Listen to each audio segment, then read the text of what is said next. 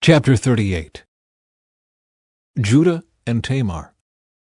About this time Judah left home and moved to Adullam, where he stayed with a man named Hira. There he saw a Canaanite woman, the daughter of Shua, and he married her. When he slept with her, she became pregnant and gave birth to a son, and he named the boy Then she became pregnant again and gave birth to another son, and she named him Onan. And when she gave birth to a third son, she named him Shelah. At the time of Shelah's birth, they were living at Chezib. In the course of time, Judah arranged for his firstborn son to marry a young woman named Tamar. But was a wicked man in the Lord's sight, so the Lord took his life. Then Judah said to Er's brother Onan, "Go and marry Tamar, as our law requires of the brother of a man who has died. You must produce an heir for your brother." But Onan was not willing to have a child who would not be his own heir. So whenever he had intercourse with his brother's wife, he spilled the semen. This prevented her from having a child who would belong to his brother. But the Lord considered it evil for Onan to deny a child to his dead brother. So the Lord took Onan's life too. Then Judah said to Tamar, his daughter-in-law, "Go back to your parents' home and remain a widow until my son Shelah is old enough to marry you." But Judah didn't really intend to do this, because he was afraid Shelah would also die like his two brothers. So Tamar went back to live in her father's home. Some years later, Judah's wife died. After the time of mourning was over, Judah and his friend Hira the Adullamite went up to Timnah to supervise the shearing of his sheep. Someone told Tamar, "Look, your father-in-law is going up to Timnah to shear his sheep." Tamar was aware that Shelah had grown up, but no arrangements had been made for her to come and marry him. So she changed out of her widow's clothing and covered herself with a veil to disguise herself.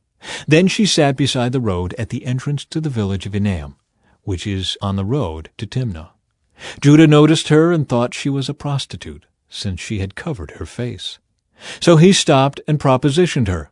"Let me have sex with you," he said, not realizing that she was his own daughter-in-law. "How much will you pay to have sex with me?" Tamar asked. "I'll send you a young goat from my flock," Judah promised. "But what will you give me to guarantee that you will send the goat?" she asked. "What kind of guarantee do you want?" he replied. She answered, "Leave me your identification seal and its cord, and the walking stick you are carrying."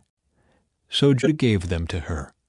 Then he had intercourse with her, and she became pregnant.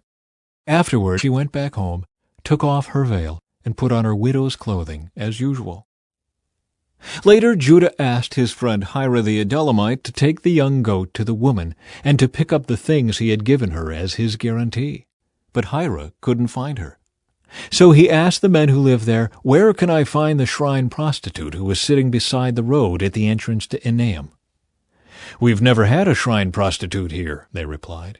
So Hira returned to Judah and told him, "I couldn't find her anywhere, and the men of the village claim they've never had a shrine prostitute there."